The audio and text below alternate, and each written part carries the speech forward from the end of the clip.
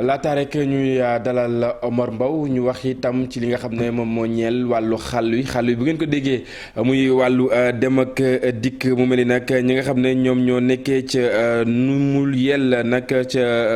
Koumbalel la nekk département bu Goudiri foofee nag collectif yi nga xam ne moom moo ëmb mu di les jeunes pour l'émergence de Bundu ñoom ñooñu nag ñoom ñooy sàkku ñu daal di gën a joyantiwaat lépp lu ñeel wàllu xàll wi rawatina xàll wa nga xam ne moom moo rek dëkkmal Tamba utali fa nga xam ne moom moo di njànq maxaan Saadatu ñoom ñooñee nag li ñu bëgg moom moo di ñu defaral leen ko ndax lépp lu ñeel wàllu dem ak dikk mën a yemb bañ di tagatémbe benn yoon Moussa Omar Gueye ci reportage. pour le développement de Bundu daal di amal ndaje mu rëy rëy ci dëkk bi ñu naan Nouméyel ñoom nag dañu bëgg daal ñi nga xam ne ñoo fare ci nguur gi daal di leen a gestu defar yoon boo xam ne moo dox diggante Tambacounda jëm Jànke Maxan fële fi nga xam ne mooy ci Sadatu mu nekk yoon boo xam ni boobu ak nigéeni si ñu ngi yooxu ngir ñu defaral leen ko si furas daal di xëddeem. Président Macky Sall priorité bi ñu fi am mooy yoonu Tambacounda Dar Salaam Wundu Nouméyel jaare Jànke Maxan Sonkunku Demb Sadatu sonn nañu ay kilifa dong ñoo fi toog képp ku fi ñëw da nga bàyyi sa liggéey ñëw ndax vraiment daal suñu jafe-jafe yi dafa jafe-jafe yi bëri na nay suñu gox yoo xam ne amuñu réseau waxuma connexion ci domaine santé bi vraiment bëgg nañu ba léegi nga gana dimbalewaat les populations de Bundu ci éducation bi tamit il y a beaucoup de choses qui ont été faites dans le département de Goudiri waaye ba léegi il nous reste encore beaucoup de choses à faire monsieur le président de la République. ci jamono ji nga xam ni askan wi yeewoo ci Nouméyel wala ñun askan wi yeewoo ci Bundu ñoom ñëpp ci benn taxat ñu ngi fexe ngir nañu daal di leen amal ab yoon nekk jamono joo xam ni itam dañoo seetlu accident yi dafa bëri ci yoon yi ba tax ñi nga xam ne ñoo fare ci haut commandement gendarmerie nationale daal di génnee ay jumtukaay yu ko xam ni dañ ko yebal indi ko fii nga xam ni moom moo fare ci diwaanu Tambacounda ak Kédougou. haut commandement bi daf ñu jox ay instructions pour ñu gën a renforcer suñu présence ci tali. donc ci diwaanu Tambacounda ak Kédougou am nañu ñett brigade routière c'est-à-dire brigade routière yooyu ñoom ñoo am jël en charge léegi wàllu sécurité routière donc am nañu ay moyens am nañu ay moto ay auto mais tamit jox nañ leen tamit ay matériels yoo xamante ne par exemple comme sinomomètre en tout cas boo auto bi ñëw à une certaine distance mën nañ xam auto bi ci ban distance la doon daw donc ce qui fait que xam naa conducteur suñ ko gisee ok nañu wàññi vitesse seen vitesse donc parce que gis nañ ne la plupart des accidents problème kii la respect règle de la conduite routière donc la plupart des accidents yi ñuy gis la plupart ci chauffeurs yi moo tax may ñaax chauffeurs yi pour ñu vraiment pour ñu def ndànk pour ñu daw ndànk tamit respecter code de la route parce que bu dee ku nekk day respecté code de la route accident yi nga xam ne parce que ñëpp gis nañu fan yii repassé accident yi dañoo bari ci tam donc vraiment maa ngi lancé un appel vraiment aux usagers de la route vraiment ñu gën a def attention. jumtukaay yoo xam ne bokk na ci lu ñu naan alcotest bu fekkente ni def nañ ko ci chauffeur daal dinañu nemmeeku bu fekkente ni da doon jëfandikoo lu ñuy tere ci wàllub lu ñuy naan am déet yemul foofu nag ñu daal di ci dolli leneen loo xam ni caméra piéton lañ koy def ki nga xam ni moom mooy gendarme bi daf koy takk ci dënnam loolu nag day tax liggéey bi nga xam ne mi ngi koy defal ci terrain bi rawatina fi nga xam ne moo fare ci Likunda bu koy def ñi nekk fële nga xam ni moom mooy ci état major légion gendarmerie ñoom kat dañuy nekk di gëstu li muy liggéey ci terrain bi teewul daal askan wi bëgg nañu ñu gestu leen gën leen a taxawu ngir na ko tandiku lenn ci lu jëm ci wàllu accident yi ñi nga xam ne itam amaguñu ay tali ñu yombalal leen ko rawatina ci jamonoy nawet gi nga xam ni bare na dëkk yoo xam ne ñàkk yoon tax na askan wa dañuy dund ci guddi gu bët setagul. ñu di ko jaajëfal bu baax a baax moom Moussa Omar Gueye waaye Chérif ñu taxaw tuuti ci li nga xam ne moom moo di accident yi nga xam ne dañ koy nemmeeku saa su nekk ñu gis ne oto yi dañuy daw ak vitesse boo xamante ni jéggi na dayo jëmale ci askan wi lu ñu mel di faral di juri guuta ndax itam jotul ñu daal di coppi doxalin. Bon, je pense que loolu waral gis nga commandant légion gendarmerie bi nekk foofu au niveau de l'est li mu ci wax mooy ay alcotest yeeg naka lañ def pour contrôler vitesse yi. Je pense que loolu lépp bokk na ci sécurité routière parce que comme ñoom ñi nga xamante ñoom ñooy alkaati ñoom ñoo nekk ci corridor bi parce que déploré nañ ko fi ce qui s'est passé au début de ce mois à Kaolack ba gis nga ko. ñeenti doomu aadama yooyu ñàkk seen bakkan ci camions yi dox diggante Sénégal ak Mali. Je pense que yooyu yëpp bu ñu ko defee aussi dina ci am solo am na ci loo xam te je pense que mooy meilleure solution waxoon nañ ko fi bokk na ci aussi mooy aire de repos yi on a vu après ku mel ni Serigne Mboup ne Kaolack dinañ fa installer aire de repos parce que nit ñi aussi bu ñu dawlee longue distance surtout transport entre dëkk ak dëkk dafa soxla bu ñu dawee quelques kilomètres lu mu am fu ñu dalloo noppalu mais loolu nag bu ñu ko amut moom moo tax ñuy yàkkamti di dem di mën a rallier les villes balaa muy guddi parce que xam nañ ni ci diggante bi bu fekkante ni guddi na mu fekk leen ci àll bi mën nañ leen a dogale agressé leen wala ñuy nangu seen alal loolu tax ñuy njëkkanteeg temps bi ba ay accident da ci am du nelaw donc yooyu yëpp je pense que ay facteurs yoo xamante ne nañ ko mën a boole pour lutter contre ces accidents yi nga xamante ni quand même ñi ngi def ay ravages en Afrique de manière générale ni ko ci Sibourou di rey la boo xoolee loolu accident yi di rey ci tali bi te loolu je pense que lu bon la donc gendarmerie on les encourage ci li nga xamante ni ñi ngi koy def mais aussi population yi parce que gis nga ñi ngi ñoom it di wéyal sensibilisation bi parce que ñi dëkk ci jege tali bi tamit dañuy payer lourd prix bi étant donné que ñoo la seen i doom di jékki ñooy dawal jakarta yi et cetera mu mel ni itam nawet dañuy faral di seetlu Omar accident yi day gën a bari maanaam ñu yor wàllu ndaamaar yi tamit lu ñeel wàllu sécurité yi ci seen wàllu oto ak yeneen yu ni xeetoo coppi pneu yi ndax lu ni mel doon na loo xamante ni war nañ ko di amal nawet bu jot. waaw je pense que wax nga ko Chérif aussi wax na ko résumé na lépp. visite technique moom dafa war di am ci oto tout le temps même bu nekkul nawet parce que mooy lu mu wax léegi rek bu fekkee ne dëkk dafa nekk si diggu tali gars yi dëkk à côté. voilà il faut que mooy am ay doodaan parce que booy dañuy génn wala affaire yooyu excès de vitesse aussi il faut que ñu wàññi ko. maanaam daal c'est ça en gros la responsabilité incombe au chauffeur déjà parce que ñoom ñooy dawal ñoom ñoo xam zone bu ñuy dawal parce que chauffeur bu fekkee ne day jógee Mali di jaar chaque instant Tamba jógee foofu ci corridor bi dem ba fi nga xamante ni mooy Kaolack bu ko defee benn ñaar ñett war na miin yoon bi de sorte que ne bu àndee ak visite technique mu ànd ak tey rek je pense que accident yi du bëri quoi. accident yi du bëri Mortala. waaw xam nga li ñuy wax rek naan la répétition est pédagogique. li ñu wax ci accident yi dañ ko waxaat ko. fi mu ne nii ay mesures rek la ñuy xaar. comme li ñu wax ci aire de repos yi ak radar yi ñuy installé di féliciter également gendarmerie bu zone est bi. par rapport ak taux d'alcoolémie yi ñuy natt également. ñu xool sagam nit ñi également ils sont lucides pour conduire parce que bu ñu lucidul également ay drame rek lay jur ci tali bi. je pense yooyu yëpp ay mesures la yoo xam ne nit ñi ñu ngi koy xaar pour que zone boobu camion yi ñuy wax ni dañ fay def ay accident yu bëri ñu mën ko wàññi. loolu rek la ñu mën a def je pense ay mesures rek fi mu ne nii la ñuy xaar.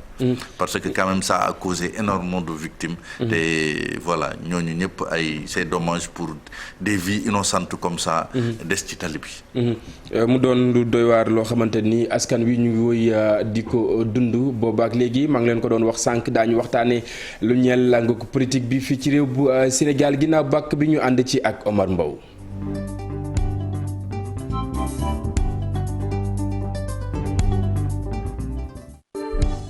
aywa Omar di nga waxtaanee lu ñeel langue politique bi rawatina fa nga xam ne moom moo di ca commune bu Golf Sud mu mel ni nag coow li judd na ci diggante ki nga xam ne moom moo di Néné Fatoumata Tall ak itam Lat Diop kan la ñu war a mën a woteel askan wa àdduna ci. waaw moom la ñuy laaj parce que tey déjà ñoom ñaar ñëpp ñi nga tudd ci mouvance présidentielle lañ bokk. maanaam Benno Bokk Yaakaar ki nekk ci maire bi jamono ji di Aïda Sow Diawara moom tam ci mouvance présidentielle la bokk. donc mu doon élection yoo xam ni ça se profile à l'horizon. bëri na coow. lu bëri Lat Diop Néné Fatoumata Tall coow li nag ci ñoom ñaar la gën a bëri quoi. xaw ma nag lan moo sabab parce que Lat Diop moom nee na même fekkente ni investir uñ ko moom day dem ci élection yi moom kese. et que je pense que am na askan wi fa nekk aussi. et moo ngi koy soutenir bu baax parce que ñu bëri. nee nañ mooy seen candidat.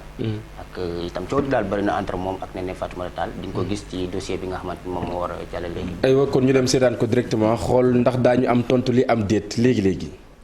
bu nekk ca mairie bu Golf Sud ñeenti ténor politique yu nekk ci gox bi ñoo koy xëccoo ñépp nag bokk ci Benno Bokk Yaakaar maanaam ci mouvance présidentielle bi. Aïda Sow Diawara di ki yore mairie bi jamono ji Néné Fatoumata Tall ministre de la jeunesse ak itam Lat Diop directeur général bu LONASE li nu mel daal di féewaloo askan wi foofee waaye coow li ci diggante Néné Fatoumata Tall ak Lat Diop la ëppee sage yu Benno Bokk Yaakaar yu nekk ca commune bu Golf Sud lii mooy ci seen position. def na ñaari réunion yooyu ci suñu siège social bon ñi nga xam ne ñooy responsable de zone 8 lañu ñoom ñëpp ànd nañ ci li ñu wax d'accord ci li ñu wax ñoom ñëpp ñu ci commune Golf Sud ba ñu waxtaan ak ñoom analyser situation politique bi nga xam ne moo nekk suñu commune et am na tamit ñi nga xam ne ñoo nekkoon candidat à la candidature ñi nga xam ne ñoo doon candidat ci maire bi ba ñu gisee ñoom ñëpp conseil bi nga xam ne mooy les charges de Benno Bokk Yaakaar bu nekk Golf Sud dañoo décider jël madame Néné Fatoumata Tall mu nekk suñu candidate à la mairie de Golf Sud kooku nag suñu choix la bokk ñuy ñaan nag madame Néné Fatoumata Tall nga xam ne moom dafa dégg waxu Aliou Sall topp Aliou Sall ba nga xam ne réalisation yi Aliou Sall def yëpp moom ñoo ko defandoo. ki nga xamante ni moom moo jiite mouvement bi ñuy woowee mouvement pour l'émergence de Golf Sud doon itam ku am baat lool ci commune bi waroo gis-gis ak yile sage. ñun suñu position ci commune bi lenn mooy suñu préoccupation numéro 1 mooy suñu commune ñu yor ko yorin boo xam ne day rencontrer agrément population bi maanaam problème yi nga xam ne moom la ñuy dund ñu jox ko ñoo xam ne walla koo xam ne daf koy téye boo xam ne ñun li ñuy jàmbata na faju loolu mooy li nga xam ne mooy suñu premier plan bi ñu defee suñu campagne de massification def beaucoup de proximité au niveau de la commune dañu ñaax nañu briguer leen mairie bi et moo doon suñu désir initial mais aujourd'hui ñu xool gis landerneau politique bi nu mu présenté woo ñu xam ne mettre toutes les chances de ton côté mooy ànd ak koo xam ne di nga am certitude que yéen au lendemain du 23 vous pourrez être vainqueur des élections kooku mooy le président Lat Diop de directeur général de la LONASE. Lat Diop yoo Néné Fatoumata Tall yoo mbooleema jigéen bu fare ca mouvance présidentielle nekk ca département bu Guédiawaye ne du ci kenn ku leen njiitu réew mi tegal kay la ñuy jël. ñun femme Benno Bokk Yaakaar ak la majorité présidentielle ñu ngi dëggal suñu bopp pour wane ne élection locale yi jëm femmes yi dinañ taxaw dëggal seen bopp parce que ñu ngi gis ne élection yi passé ci 500 et quelques communes 14 femmes maires ñu am sa loolu ñaaw na ci Sénégal ak parité bi nga xam ne dañ ko xeex nga xam ne liste yi dañ ne benn jigéen benn góor kon dañu bëgg jigéen ñi dëggal seen bopp ba ñu gis seen taxawaay. ñu ngi kontaan aussi ci rôle bi président Macky Sall di def ci Sénégal ñu ngi koy renouveler suñu confiance ak suñu engagement wane ne moom lañ jiital moom lañ àndal tey suba ak ëllëg. donc suñu leader politique yi nga xam ni tey fu ñu ne ñooñu fa teg. ñu ngi leen di renouveler suñu engagement ci biir Benno Bokk Yaakaar ak mouvance présidentielle suñu coordinatrice départementale Aïssatou Sow Diawara woo na tamit jigéenu Benno xamal leen ne nañ topp ci li nga xam ne moom la président digle suñuy leader digle ko ñu topp seen tànk ci liñ ñu digal di wax ne na ñëpp topp recommandation yooyu. ñu ngi déglu suñu président di déglu suñuy leader di déglu suñuy njiit xam ni l'union fait la force booloo mooy doole. bu candidat yu farewul ci Benno Bokk Yaakaar ñëwee yokk ci bile coow mën nañu wax kon élection locale yi ñu jublu dina xumb te dagan. jërëjëf Omar Mbow xaw ma lu mu ci mënti doon waaye jàpp naa ne ca diwaan bu banlieue bu Ndakaaru mbir yi xaw naa serré un tout petit peu. wallaay du ma ne sax xaw naa serré mais c'est très sérieux parce que nit ñi boo xoolee ñu jàll ci dossier bi. c'est des voies autorisées Chérif. parce que bu ñu waxee charge yu Benno Bokk Yaakaar yu nekk ci commune bu Golf Sud. nga wax ki nga xamante ni aussi moom il était candidat parce que bu élection yi génn en 2015 moom moo jëloon 3e te c'était sa première participation moom aussi baat lool ci commune bi ak itam ñi nga xamante ni mboolem jigéen bu faree ci mouvance bi nekk ca commune ci département bu Guédiawaye gën ne faruñu ak kenn donc coow li ci voix autorisées yi la gën a bëri kii moo ngi doon wax léegi Mortalla di wax ne déjà est-ce que affaire yi cacophonie la quoi comme ni ma ko waxee ci kii bi et ci même boo xoolee ci askan wi aussi man coow bu fa am franchement ci làmb rek laa ko doon gis quoi. Balla Gaye moom mun Modou Lo ak ci jeunes yi affaire yooyu. donc Lat Diop Néné Fatouma Tall Lat Diop Néné Fatouma Tall tëll fi tëll fee. c'est un combat donc voilà quoi c'est ça donc. mais sur ce coup est-ce que les sages ont été sages entre guillemets parce que quand même décider mu am ay candidats. nga jékki-jékki ni benn candidat bi la choisir. parce que famille quand même gis nañ seen position de neutralité au moins. ñoom seen cër moo doon ñu faral ku Néné Fatoumata Tall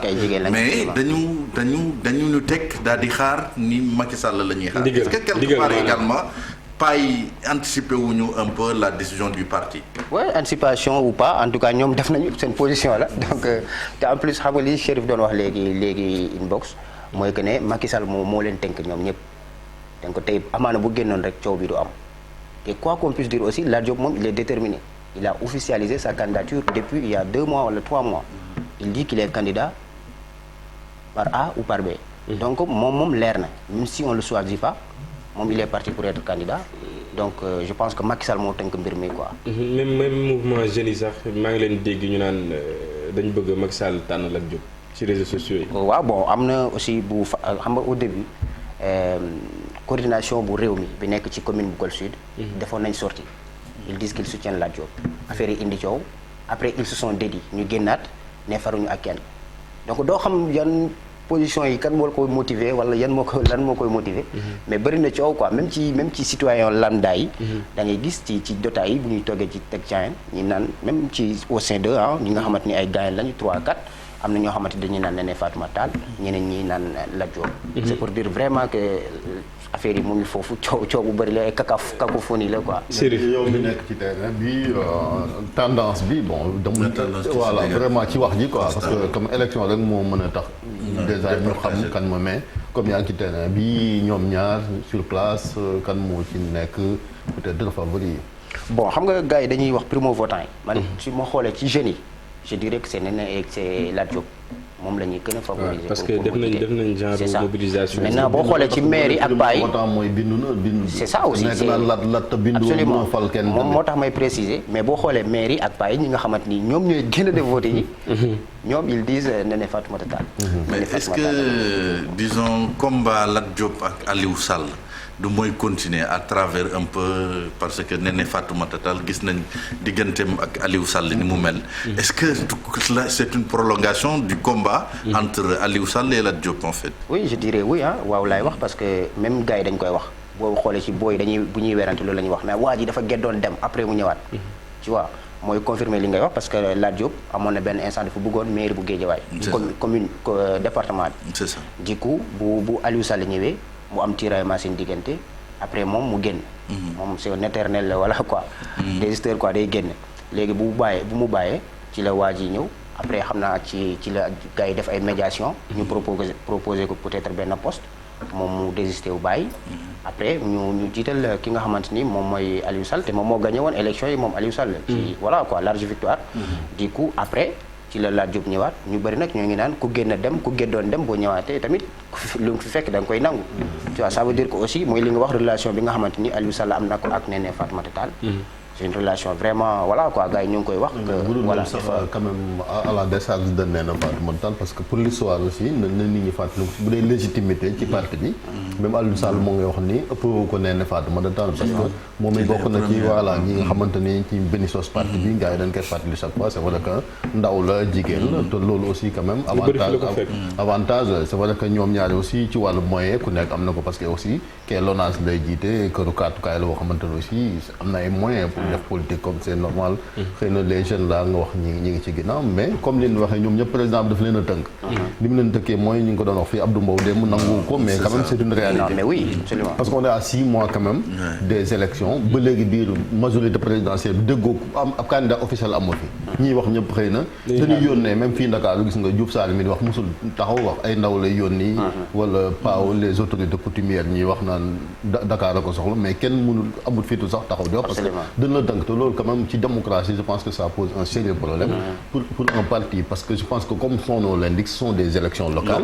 population locale yi ñoo war a tànn seen candidat mais président bu mënut a toog pale ne bu kenn tànn fi mu toll kenn sañu ta wax ñu bëri ñu ngi toog ñoo xamante ni ku ne xam na ni fan dëkk sax amut enjeu bu maanaam bu ma ne enjeu mooy mënuñ fa xëccoo kenn parce que ku ne xam na ni suñ sappee seen dënn ñoom ñooy gagné mais amuñ sax fi du taxaw ne man candidat di déglu président quand même pour un parti ça pose un sérieux problème loolu nag mooy Chérif aussi le président il veut éviter le pire le pire c'est quoi APR c'est pas un parti organisé malheureusement amul structure amul dara bu fekkee dañu nar a dem comme ça élection ku nekk di présenté wu mais ça va aller dans tous les sens. mais c'est pas une raison non mais des primaires maanaam des primaires xam nga yooyu moo tax ma ne ci biir seen biir ñoom loolu lépp mën na nekk voilà comme ay candidat la c'est que dañu am aussi ay alliés te alliés yi également fi mu ne nii dañuy rouspéter rek parce que ils se sont rendu compte que mais les gars de l'APR sont très gourmands boo seetee lu tax Aïssata Diawara waxul PS la bokk lu tax waxul parce que tout simplement waa APR yi dañoo bëgg a àkki moo lépp te je pense que bu ñu continuer nii il risque d'y avoir des cassures ci seen majorité même allié yi tamit moom laa la wax ñoom it looloo leen daal gisoo fi allié bu taxaw dëggal boppam yaa ngi ragal non mais am na ñoo xamante ni yaa ngi ragal boo waxee aussi ñu nangu leen la jox donc quelque part aussi da ngay am benn réserve pour ne pas peut-être disons choquer le camp d'en face. parce que bu tànnee en tout cas man je pense que bu tànnee di nga fi gis ay liste parallèle li mu bañ dina am di nga am ñoo xamante ni. mënut a ñàkk sax si ay élections. oui je pense que partage de gâteau lay doon rek comme ni ko Mortala waxee. bu fekkee ne dafa teg ci mairie bi ki nga xamante ni kii dafa bokk ci benn bokk yaakaar teg ci mairie bi ku nekk ci AFP day tegaat ci mairie bi ku nekk ci PS. noonu lay demee moo xam mu nekk ci base bi mu am ay nit. mais comme que liste bi mooy dem rek ci coalition bi mooy dem. je pense que ñu am nañu yaakaar ne dinañu gagner sans pour autant moom mu soucier wu que ne kii moom moo baax ci askan wi wala askan bi moom la tànn ci goxam. c'est ça en fait. jërëjëf Omar. mu mel ni gëstu bi. il faut encourager quand même les candidatures féminines. comme Aïssata Nen man je pense ñu ngi koy wax de. on va il faut aller vers ça quoi. mais aussi soxla yi gën a dëggal seen bopp maanaam. mun nañu comprendre mais quand même. mun nañu comprendre aussi la moo tax gars yi di. leadership féminin bi. la moo tax gars yi di voilà justement ñu moo tax ñu koy xëccoo parce que dama ci def benn gëstu. boo xoolee golf boo xoolee Guédiawaye département bi 5 communes la am. Ndiarème Limamoulaye Gounass Sam Notaire Wakhinane Nimzatt ak Golf Sud ci biir communes yooyu nag boo dajalee Guédiawaye yëpp 400 000 habitants presque la am Golf Sud moom kese c'est 100 000 habitants donc moom moo gën a peuplé tu vois et puis 35 communes la am boo xoolee hôpital bu Dalal Jàmm 35 quartiers autant pour moi boo xoolee hôpital Dalal Jàmm fa la nekk mu am ñetti marché yu fa nekk benn boo xamante ni dafa nekk ci côté Kaas ba Cambérène dem ba foofu noonu mooy marché Gueule Tapée bi am aussi marché yaari marché yi ñuy woowee marché Mame Diarra nekk ci biir commune bu Golf mu am aussi Supéco bi fa nekk donc loolu ndax day généré voilà littoral bi justement loolu mooy problème bu Golf Sud souvent également les gens ne savent pas que ni boo Kaas ba ñi commencé Kaas ba muy unité 6 ñoo ñëpp ci Golf Sud la ñu bokk non Kaas ba ci parcelle la bokk Kaas ba Moussa Sy non en fait je veux dire boo duggee Kaas ba yéeg à partir de marché Gueule Tapée maanaam li dalee unité 6 unité 6 mooy wetu lycée bi nekk foofu parcelle bi mais foofu yépp ci Golf Sud la bokk te ñooñu parcelle lan leen di wax bu ñuy wut certificat de résidence ñi dëkk unité 6 parcelle unité 6 nan leen di wax ñu dem commissariat Golf Sud man je pense que également loolu waroon nañ ko mën a corriger parce que lii ci parcelle la bokk kenn xamul voilà day am jiixi jaaxa du ñu xam ci parcelle la ñu bokk du ñu xam ci Golf Sud la ñu bokk absolument lu mu wax aussi je pense que découpage administratif bi teewoon na ko génnee quoi mais bon comme unité 1 ba 26 golf la bokk. officier la donc voilà je pense que ci loolu lañ nekk mooy ci découpage administratif bi c'est vrai que bon génn na aussi mu am coow ñi naan ci parcelle la ñuy bokk parce que boo génnee parcelle aussi xam nga gars yi tamit dañuy xool nekk ci Dakar aussi bu ñu la ne ci région ci département Dakar nga bokk peut-être en terme de estimation sa kër day gën a cher wala affaire yi noonu di ko ñu ñuy dugal ci golf sax des fois ñu nekk ci parcelle bi dañuy bañ dañuy naan ci parcelle lañ bokk parce que parcelle je pense que ci kii la bokk. et que comme maintenant Moussa Sy avec eux sax waxu découpage mais ba mu nekkee dans l'opposition ñi ngi doon romandaat ak Amadou Ba seen xëccoo boobu guerre de tendance tamit lu yàgg la ci parti même au pouvoir boo xoolee jamono parti socialiste ñu dëkk ci gox-goxaat yàgg na fa am guerre de tendance ba violence daan ci am ñoo bokk même parti loolu c'est normal parce que ku ci nekk tu as des ambitions mais finalement comme leen wax bis mu nemee ba ñoom seen biir ñu xool kan leen di jiital je pense que lu ci am solo moom mooy ça va être très difficile au niveau quand même de la majorité présidentielle parce que communes yi bari na bariwut 500 et quelques la mais il n'est pas dit que